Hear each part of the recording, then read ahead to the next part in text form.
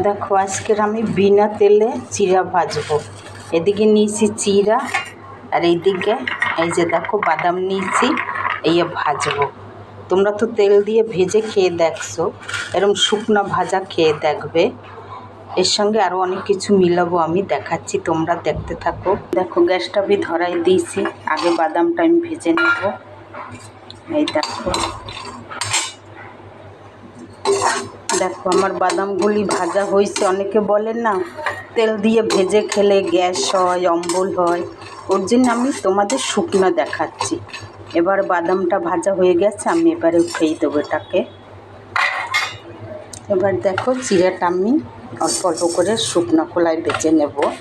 তারপর তোমরা চানাচুর দিয়ে মিলিয়ে খাও, না গ্যাস হবে না কিছু হবে, চার সঙ্গে একদম আরাম করে খাও জমাইয়া, না গ্যাস